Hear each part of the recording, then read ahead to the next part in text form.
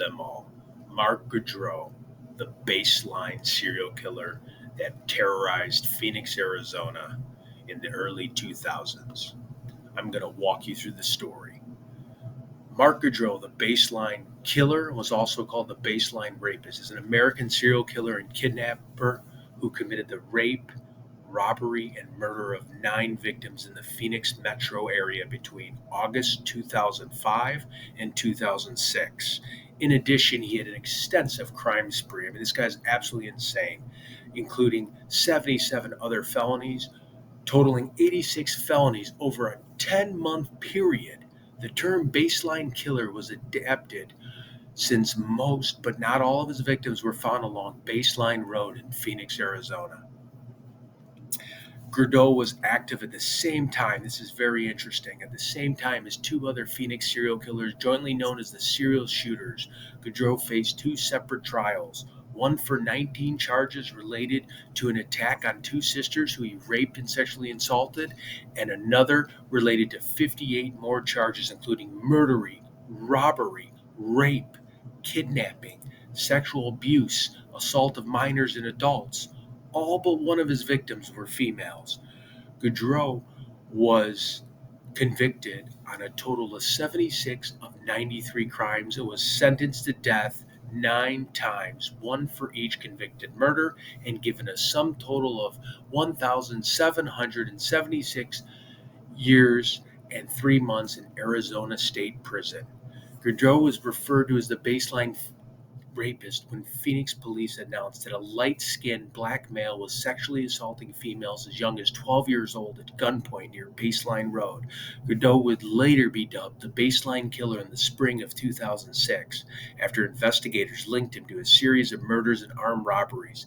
The crime spread north, primarily in the north-central area of Phoenix, Arizona.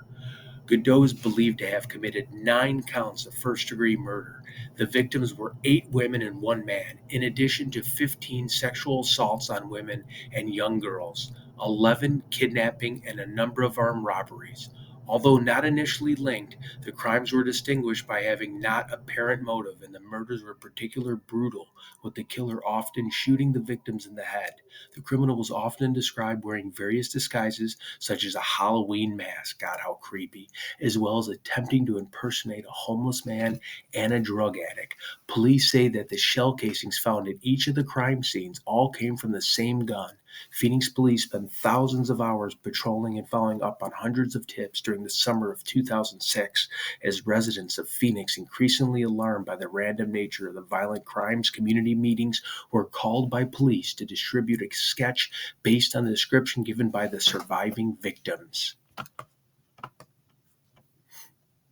Police say the shell casings found at each scene of the crime scenes all came from the same gun.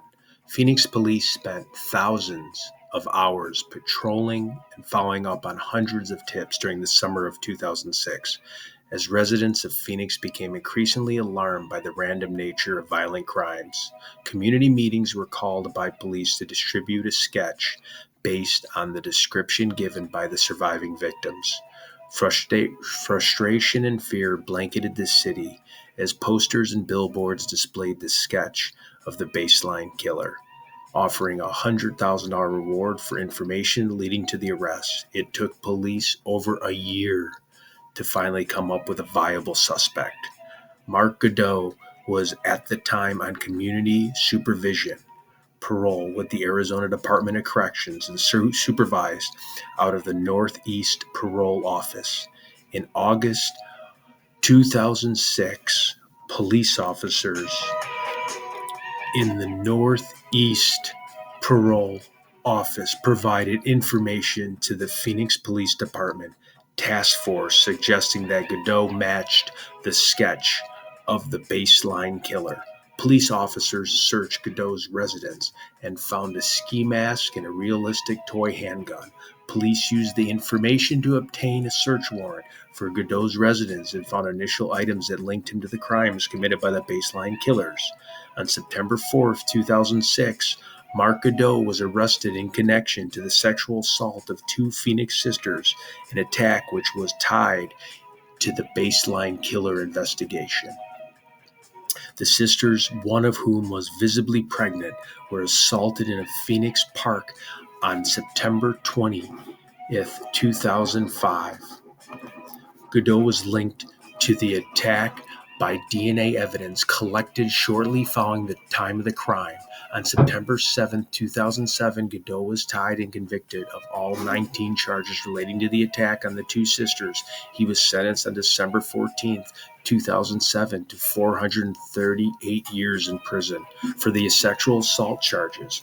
On November 30th, 2011, a Phoenix jury sentenced him to death on the murder charges related to the baseline killings. Godot is held on death row and Supermax Florence awaiting his execution. Timeline on the baseline killer. Okay, here's the victims. I put up the photos. The timeline, August 6, 2005. I mean, this is just crazy, this stretch of chaos. 2 sexual assaults, 9:45 p.m. at the address of 7202 South 48th Street. Phoenix police say Godot forced 3 teenagers behind a church near Baseline Road and molested 2 girls. August 14, 2005, combined sexual assault and robbery at 4:10 a.m. at the address 2425 East Thomas Road, Phoenix. September 8th, 2005, homicide, 1 a.m. at the address of 3730 South Mill Avenue, Tempe. Her name was Georgia Thompson. She was 19. On some of these, they don't release the names. September 15, 2005, sexual assault. Time was 9:40 in the morning. The address was 4512 North 40th Street, Phoenix. September 20th, 2005, sexual assault at 10:30 p.m. Address 3100 West Vineyard Road, Phoenix. While walking home from a Phoenix City park at night, 2 sisters, one of whom was clearly pregnant, were approached by Godot, who was armed with a gun. He sexually assaulted one of the sisters while pushing the gun into the other sister's pregnant belly. He was arrested 1 year later when DNA evidence found the woman matched his profile. This was the breakthrough that led to the arrest in the baseline killer case. September 28th, there was a robbery, 1425 West Baseline Road, Tempe. September 28, 2005, there was a combined sexual assault and a robbery at 9:30 p.m. Address was 7202 South Central Avenue, Phoenix.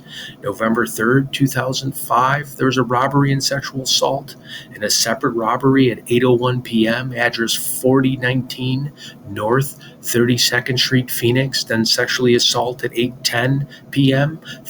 Address was 3131 East Indian School Road.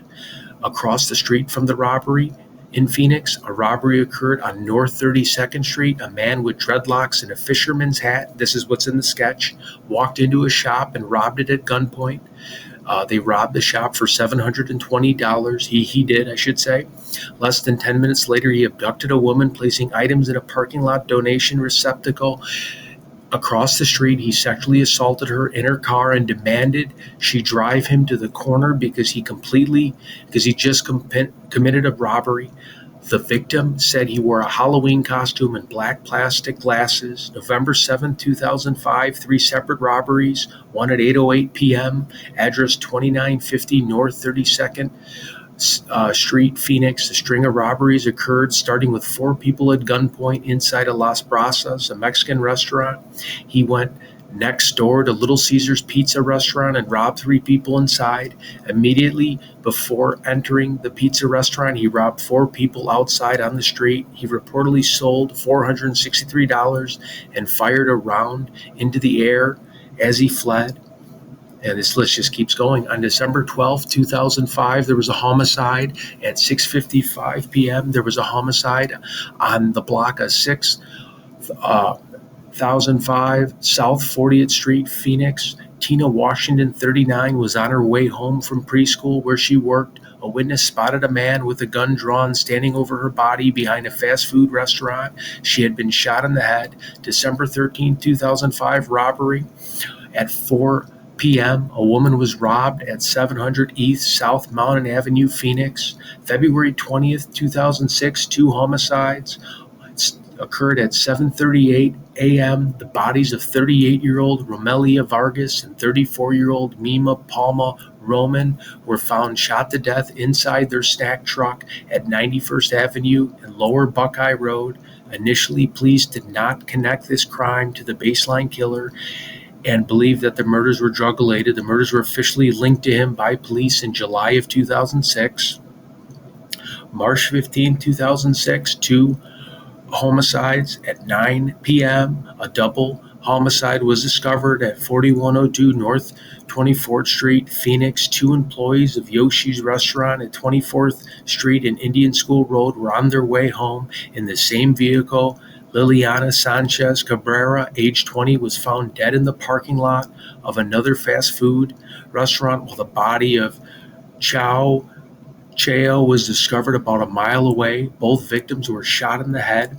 March 29th, 2006, homicide, 12 a.m., address 2502 North 24th Street, Phoenix. A body was discovered on North 24th Street. A local businessman noted streaks of blood on the gravel of a parking lot.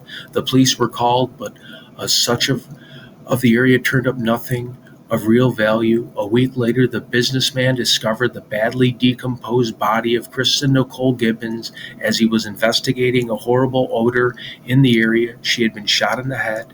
May 1st, 2006, sexual assault at 9 p.m. The address of 2950 North 32nd Street, Phoenix. A man in a latex Halloween mask abducted a woman in a car and sexually assaulted her at gunpoint. She was taken from the outside of the same restaurant where the November 7, 2005 crimes occurred.